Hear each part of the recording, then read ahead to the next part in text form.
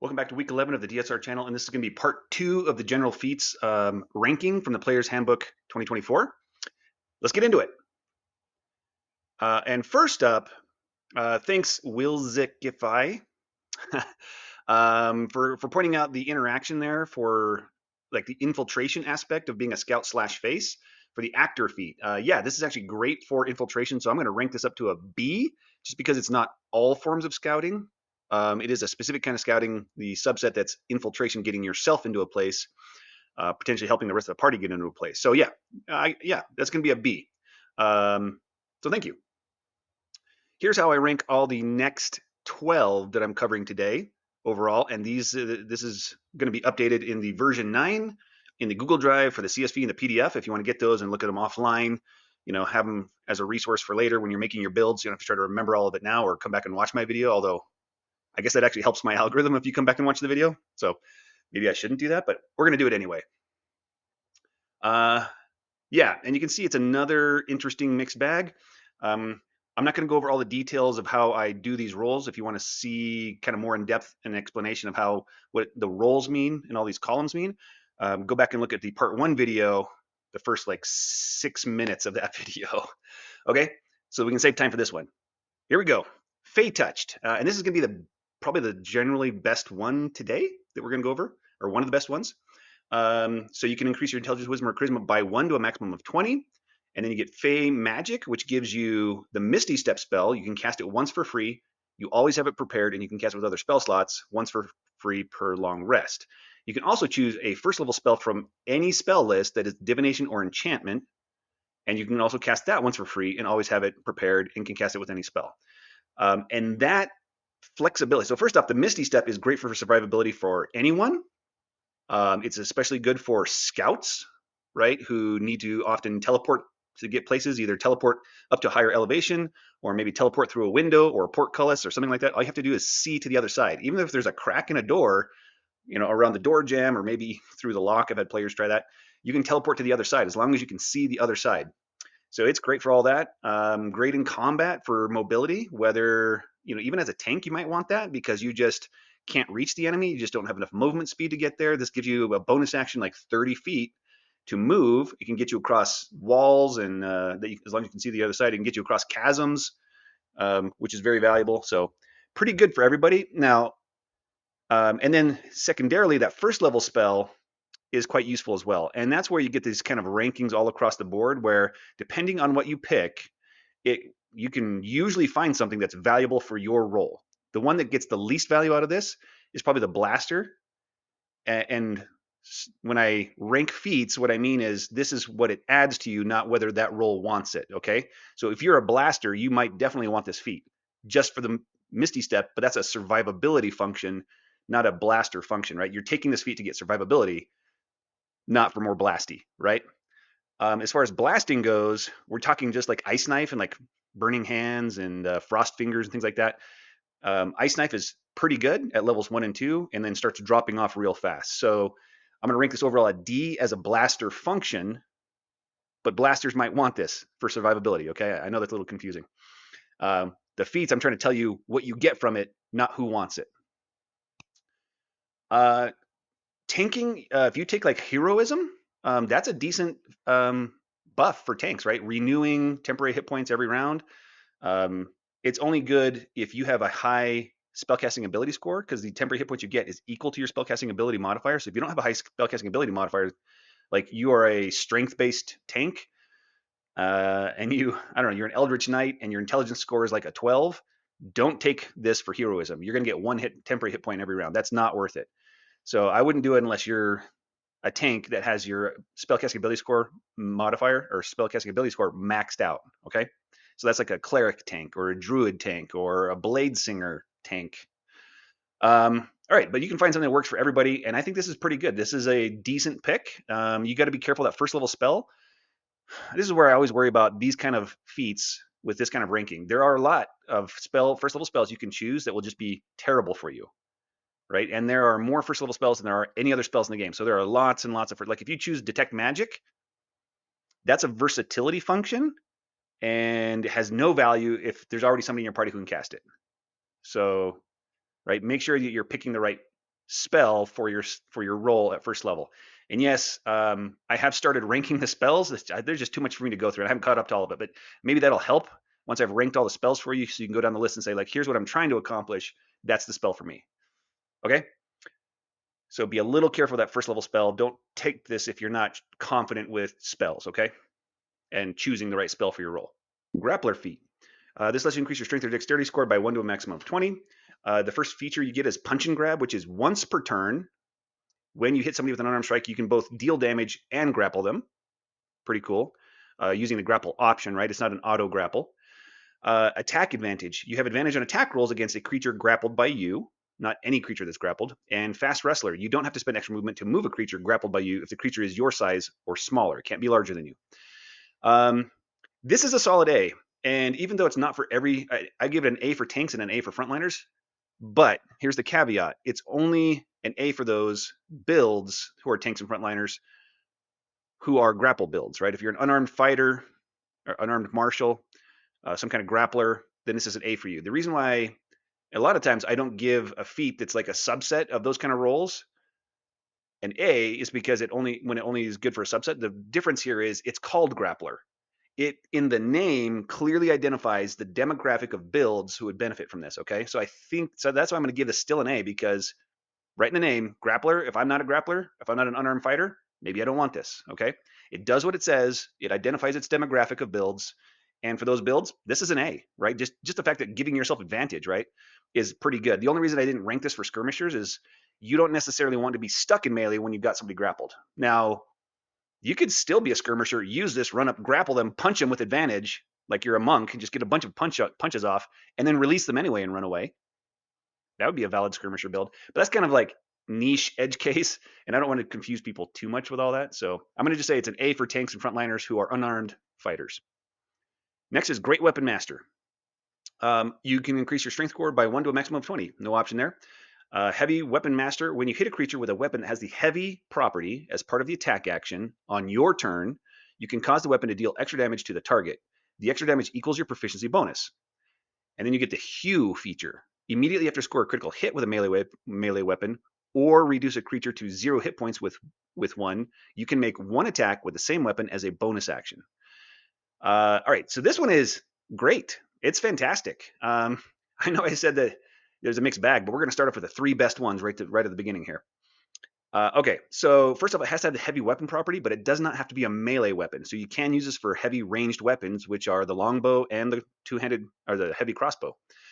And it only applies to attacks you make during your attack action on your turn. So when you attack with your bonus action, like if the Hew feature here gives you that extra attack as your bonus action, you don't get the Great Weapon Master or the heavy weapon mastery damage bonus to it. Okay, or if you hit with a Sentinel attack, you do not get your heavy weapon mastery damage bonus to that either, because it's during your reaction. You only get the bonus on your attacks during the attack action on your turn. But that being said, that's still a lot of damage, right? Even in tier 2, once you're level 5, you've got this feat at level 4, you've got extra attack, you're making 2 attacks. That's 3 damage twice in a turn at level 5. That's 6 damage, and if you hit with both of those, that's 6 DPR. Now you don't always hit, so you would move that number down. But that's solid, right? Solid amount of damage. And in my experience, Hew, when I do DPR calculations with this feat, I calculate it as if Hew triggered 25% of the time between reducing a creature to 0 hit points and just rolling crits. I say it's 25%, but in my experience, it's often higher than that. And it's less often at level 20 play because you just don't kill creatures as often. They're just really meaty, right? So you, as this build, are not killing them just quite as often. So maybe it is closer to the 25% of the time. But in lower levels, I have a barbarian who's got this in my campaign. This is like at least 50% of the time it's triggering. On 50% of their turns, they trigger this. Lots of damage. So this one's excellent. So I give it an A for tanks. If you were going to be a great weapon tank, this works well for you. And the reason, much like the grappler, the name identifies the demographic for tanks and frontliners, okay? Which is you are fighting with a great weapon, a heavy weapon. So if you're a tank barbarian fighting with a great axe, this is great for you as a tank. It generates a lot of threat, which is what you want as a tank. So there you go. It works great. Frontliner, same thing. Works great. The only reason I ranked it down for to B for skirmishers and ranged is that it doesn't align. The name doesn't align with the demographic as neatly, right? You can make a strength-based to great weapon fighting skirmisher, like anything with a reach, and that's a good skirmisher build, right? You run in, attack with your halberd, run out. Works great. No action, no extra action economy required. It also works great for, like I said, heavy crossbow users, ranged users, and longbow ranged users. Uh, this adds the damage to those as well, so great for them as well. It's just that when you make a build that's called, yes, I'm playing the ranged role, Great Weapon Master doesn't immediately jump to mind, and so it's a little confusing about the demographic, right? So Great Weapon Master is not good for all ranged builds, and Great Weapon Master is not good for all skirmisher builds. It's only for a specific subset of those, and the name doesn't easily, intuitively identify the demographic of those roles that this is good for. I hope that makes sense. But yeah, I think this one's solid, and if you're a great weapon user, you should definitely pick this one up. I would get it at level 4 or 8. Certainly one of my first 2 picks. Heavily armored. All right, now we're gonna have a big downer. You can increase your constitution or strength score by 1 to a maximum of 20, and you gain proficiency with the heavy armor, which I find initially sounds great. You're like, ooh, heavy armor is good. I would want heavy armor. Here's the problem. Either your class already gave you heavy armor proficiency or heavy armor training, and you don't need this, or your class didn't give it to you and you planned a different build already, right? So if your class, you're a ranger, right? You already have access to medium armor, and as a ranger, that means you're probably going to be a dexterity-based build. And if you have a high dexterity score, you do not want this because you can't use your dexterity score, your dexterity modifier for your AC when you're wearing heavy armor. And you only get a +2 from your dexterity modifier when you're wearing medium armor. So if you're a class that has access to medium armor, you already have probably a 14 dexterity score just to kind of like maximize your AC with your medium armor. And then if you take this, you're now obviating, completely making useless that dexterity score you have, at least for your AC, right? You still get other benefits, dexterity saving throws and initiative modifier, which is nice. Yeah, so that's the problem. Either you already have it or you already planned something else. Planned a different way for your AC, and you're not going to benefit from this anyway. And that's the problem with this. So I give it a D for tanks, a D for frontliners, a D for survival. That doesn't mean you couldn't come up with a build who benefits from this. It's just going to be circumstantial, and you need to know what you're doing. You need to know the ins and outs and the nuances of combining different features together to make this work. Heavy Armor Master feat. You can increase your Constitution or Strength score by 1 to a maximum of 20, and you get damage reduction. When you are hit by an attack while you're wearing heavy armor, any bludgeoning, piercing, and slashing damage dealt to you by that attack is reduced by an amount equal to your proficiency bonus. Okay, so this is not just melee attacks, it's all attacks. Now, it's not saving throw based damage, right? So if somebody casts Erupting Earth on you and you take bludgeoning damage from that spell, that's not an attack. So this would not reduce that. It's only attacks. That being said, the majority of the time when you're taking bludgeoning, piercing, and slashing damage, it is an attack, and this is going to benefit you. So it's frequently beneficial. Here's where I don't rank it high on everything, right? Tanks are the only ones who are trying to be targeted, and this probably isn't enough damage reduction to be worth spending your feet on unless you're being attacked often and hit often, okay? So if you're not hit often, right, because if you're only hit like once per round, is this feat, I don't think this feat is generally worth if you're only hit once per round. If you're hit 4 or 5 times a round, then the value of this really stacks up fast, okay? So that's why I give it an A for tanks, a C for frontliners, and a C for survivability, okay? That means, yep, it could still be, useful for your build. If you're not really comfortable with the rules and, have a good idea of how combats, are going, you're used to this DM, you're used to how the DM handles monsters in combat, you could end up in a situation where, you're rarely hit by an attack roll, and then therefore you rarely benefit from this. So maybe talk with your DM about how they run combat. But tanks, if you've built a tank and you're playing a tank role, this is an A for you because you are trying to be targeted. Now, you're not trying to be hit, but you are trying to be targeted. So you're the most likely one to be hit multiple times per round, and then this is going to stack up a lot right? This is gonna be a lot of damage reduction. So it's pretty good for those builds. Inspiring Leader. Increase your wisdom or charisma score by 1 to a maximum of 20. Whenever you finish a short or long rest, you can give an inspiring performance, which is a speech, a song, or a dance. I'm sure your DM would allow other options as long as it qualifies as some kind of performance. When you do so, choose up to 6 allies, which can include yourself, within 30 feet of yourself who witness the performance. The chosen creatures each gain temporary hit points equal to your character level plus the modifier of the ability that you increased with this feat. So this is good for a good support function, a ranked support function for any build that is charisma or wisdom based, right? That's where you're going to get the most use out of this. Now, at lower levels, your wisdom and charisma modifier matters more for this, but at higher levels, it doesn't. So if you just start off with a +3, right, you got a 16 charisma or wisdom and you got this, or this rounded you up to the 16, you're going to get a little less temporary hit points. You're going to get 5 to start with instead of, well, it's going to be 5 at level 4 regardless. But you're going to get a little less at the lower levels. But once you're level 20, and now it's like you get 20 temporary hit points from your level and then 3 from your modifier if you didn't raise it further, you're not going to care that much the difference between 23 temporary hit points and 25 temporary hit points. So this one's solid. It's great. I do rank it better than the chef feat. I'd say this is an A, but this isn't better than the chef feat always in all situations, right? The chef feat, they can hand out all of those treats to one person, like the tank, and that tank can just be popping them every round to rejuvenate them. And then you can actually combine these together, right? So after the party takes a short rest, you give all these temporary hit points out to the whole party. The tanks also got these. They got, I don't know, whatever level you are. They got a nice load of temporary hit points to start the fight, but then they start getting hit a lot. If you also have the chef feat and you've given them all the snacks, once they run out of the temporary hit points that they got from Inspiring Leader, they can start popping those snacks during combat to replenish their temporary hit points. So they can combine and stack. This doesn't make Chef completely useless. It is still stronger than Chef.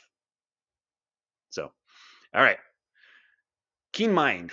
Increase your intelligence score by 1 to a maximum of 20, and then you can choose to gain proficiency in one of these knowledge skills, so Arcana, History, Investigation, Nature, or Religion. And if you don't have expertise with it, you gain expertise with it. So just don't choose one that you already have expertise in. Okay. This basically gives you a skill proficiency and a skill expertise in one of the knowledge skills, which is great. Then you have Quick Study, which allows you to take the study action as a bonus action, and the study action lets you use any of those 5 skills. Right. That's how you use these 5 skills during combat. I give this an A for versatility, and a lot of the knowledge and just knowing things is where versatility, all those kind of features and functions fall into this versatility category. And you should definitely talk with your DM about how they run this. I give it an A because of how I run knowledge skills, which I run it based on, like, frankly, how Tasha's Cauldron of Everything suggests you run it, which is you can roll one of these skills to know things about the monsters in combat, right? If you haven't seen it, maybe go watch, or suggest your DM go back and watch, you or DM, both of you, go back and watch my knowledge skills video and how to leverage them, which is not, I don't consider that homebrew. It's just how the DM rules the usage of skills. I keep saying that, right?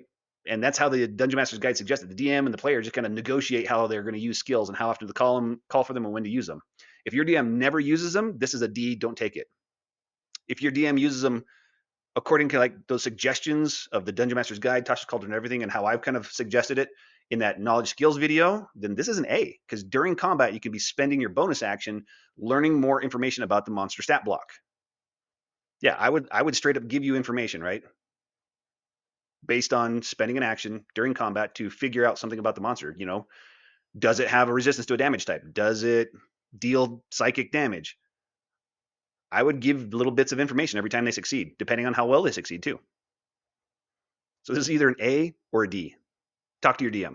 Lightly armored feat. All right, you increase your strength or dexterity score by 1 to a maximum of 20, and you gain training with light armor and shields. This is another one. It's like heavily armored, and as you'll see with moderately armored, they sound great, and they're just not as useful as you'd like them to be, right? Most classes already have proficiency or training with light armor and shields if they need it.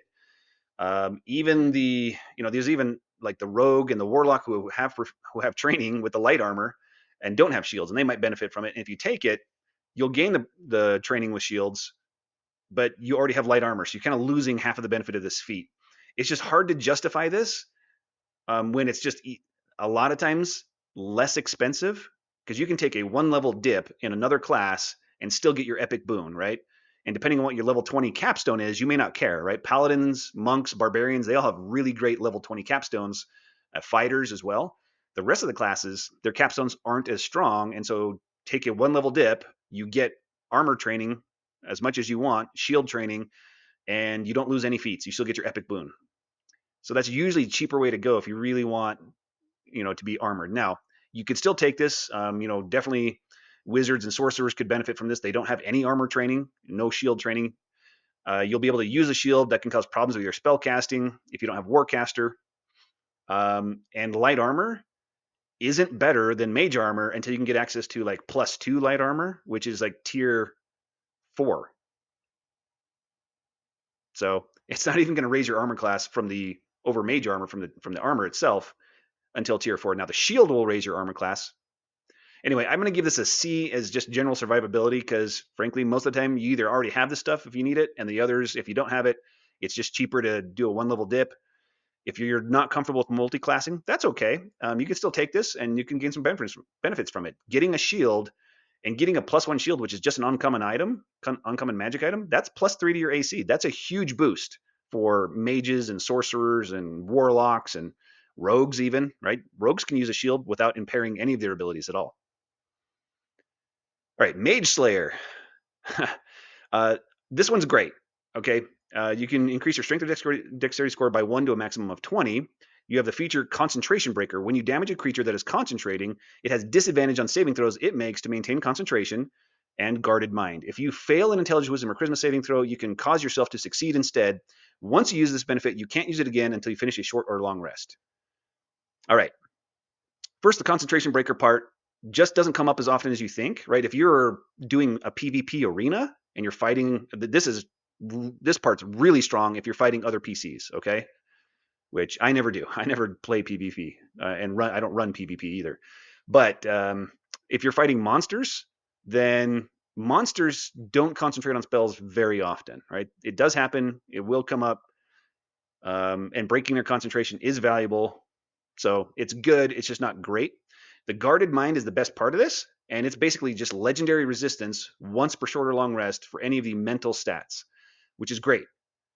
It's S tier. Guarded Mind alone is S tier when you're a meathead, right? If your player character is a meathead, meaning you have a low mental stats, particularly wisdom, and you don't have proficiency in saving throws for mental stats, especially wisdom, that's the most important one, just because it happens 5 times as often as you're going to roll an intelligence or charisma save. Those will happen, but wisdom happens 5 times as often.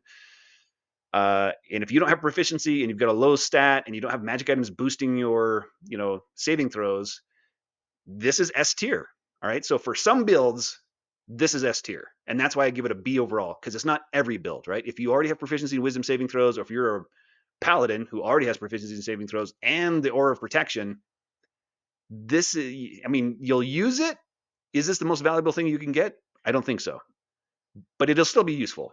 This is a B at any time, right? I'd still give this a B for any build, at least, right? This is a B for any build, even if you're the paladin with proficiency in wisdom, you got your aura of protection maxed out, you've got a really high wisdom save, just knowing that on the off chance, because you can still fail, on the off chance you fail one of those, you're just not going to be crippled, right? And if it's a frightened condition, that's not as bad, but there's a lot of those mental saving throws that just take you out of the fight or can just kill you and you're just done.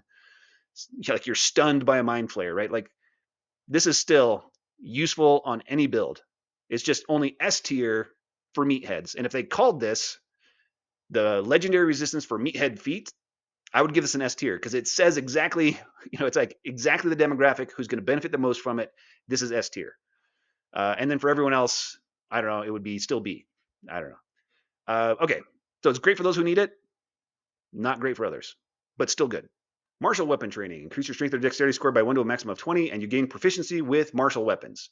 And they've upgraded every class to at least be proficient in 2024 with simple weapons, which means just adding martial weapons now makes you proficient with everything. Okay, sounds cool, like many of the other feats we've seen today. Sounds cool, you think it's great, turns out not good, because either you're a class that already has it, you either have proficiency with everything you need, even the rogue pretty much has proficiency with everything they need, um, or you don't need it, right? Even like Valor Bard, like bards only have proficiency with simple weapons, but if you're going to be a martial bard, then you're going to be a Valor Bard, and then you just get proficiency with martial weapons from the subclass. So you don't need it. Now there are builds like the Whisper Bard build that hasn't been reprinted yet, and I think it's only because of that. So it hasn't been reprinted. So now they got downgraded because bards used to have proficiency with like rapiers and like short swords and other martial weapons. So they lost all that. Bards only have proficiency with simple weapons now, and so the Whisper Bard actually could benefit from a martial weapon. Here's the thing though. Um, if you spend a feat on this, and feats are expensive, you get a total of 4 over your entire career plus 1 epic boon, unless you're a fighter or rogue who get extra, right? You're only talking, so really 4, and you got to max out your primary ability score and then get some other versatility from different things. So this is just not good enough, even for that Whisper Bard build, to justify it, because all you're going to accomplish for the Whisper Bard is go from a D6 weapon to a D8 weapon. You know, you're talking 1 point of damage on average. I don't know that that's worth a general feat slot. So I'm going to give this a D for frontliner, skirmishers, and ranged. Um, although, that being said, I'm sure there are people out there who can find, like, here's just this build, just the right build, who really, really benefits from this. It'd probably be something where you're going from, like, something like a warlock, a blade warlock. Oh, no, not even a blade warlock. Because if you're a blade warlock, you automatically proficient with the weapon that is your blade packed weapon. So I don't know. There's probably some obscure build out there where they greatly benefit from this. But for that to happen, they'd have to be upgrading to some kind of like great weapon, right? Where you're not just going up from a D6 to a D8 weapon, but you're going all the way to a D12 or a 2D6 weapon. And probably that alone still wouldn't be enough. It'd probably be, because you did that, now you can get Great Weapon Master and maybe Pole Arm Master, and that qualifies you for all these other stacking feats that you couldn't have gotten before without this. Even then, a 1 level dip will get it for you, which is cheaper than a feat. I don't know. Colby from D&D Optimized, let me know if you found a build that really benefits from this, that just isn't better with just a 1 level dip. So I don't see a way to do it. All right, it's a D, I think. And that means for the general populace, right? If you're, newer player, role play forward, right? This is, unless you're really experienced with the rules, this is a trap. You probably shouldn't take it. Don't worry about it. It's like got to be some sort of advanced optimizer who can like really make this something special for a build. Medium Armor Master. Increase your strength or dexterity score by 1 to a maximum of 20, and while you're wearing medium armor, you can add 3 rather than 2 to your AC if you have a dexterity score of 16 or higher. So with medium armor, if you have a high dexterity score, you can add up to 2 from your dexterity modifier to your AC while wearing medium armor. So if you have a dexterity score of 14, that gives you a +2 modifier, and you can add that to the AC you get from your armor, right? From your medium armor. What this does is raises that cap to a +3 instead of a +2. So it's a net increase of 1 AC, which is actually pretty good. So an increase of 1 AC is good. The problem with this one, though, is much like many of the other builds, is either you already have what you need, or you already made a plan and you don't need this, right? So let's say like you're a ranger tank. Well, rangers are generally dexterity based, and if you're dexterity based, and you're making your attack rolls with dexterity, you want to max your dexterity out. So pretty soon you're gonna have a 20 dexterity, and this only gives you now the +3 from your dexterity. So you're probably better off with just taking like magic studded leather, and then having your max benefit from your dexterity score, rather than taking this. And you probably would have been better off choosing a different feat to make you a better tank than this. That being said, this is not a terrible choice if you're that kind of tank, right? If you're a dexterity-based tank, yeah, this is a B. If you're a frontliner, the value of this goes down, right? Because now you're talking about the conflict of something like a barbarian only has proficiency with medium armor, and medium armor doesn't deactivate all their barbarian features like heavy armor does. So you might still want it. Now they're strength based, so they want their dexterity to be the highest. Sorry, they want their strength to be the highest, but they often have a decent dexterity score. So they could maybe benefit from this. But you're talking but you'd have to max out your dex. You probably want to max out your constitution, and then somehow also get your dexterity to a 16. It's just hard to have enough feats to do all of that. I don't know how you even do that. Yeah, with the way the ability scores work now, I just don't know that you can get there. Um, unless your DM, unless you're playing at 20th level with epic levels where you get a new feat, and it can be a regular feat every 30,000 experience past 20th level. Then you have just feats galore and you can make this happen. Okay, but that's an edge case. So B for tanks, C for frontliners, a C overall for survivability. It's okay, not great. And last but not least, another bummer. So this is the same thing as heavy armor, heavy armored, heavily armored. This one's called moderately armored. You increase your strength or dexterity score by 1 to a maximum of 20. You gain training with medium armor, and it has all the same pitfalls and downfalls of heavily armored, which is you either already have access to this or you don't really need it because you've made a different plan. And even then, it's cheaper to do a 1 level dip than to spend a feat to take this. So I give this a D for tanks, a D for frontliners, and a D in general for survivability. And that's it. Did this one a little faster. Thanks for watching. I hope you enjoyed it. And remember to be cool when you play D&D because these people are your friends or could become your friends, right? And who doesn't need more friends?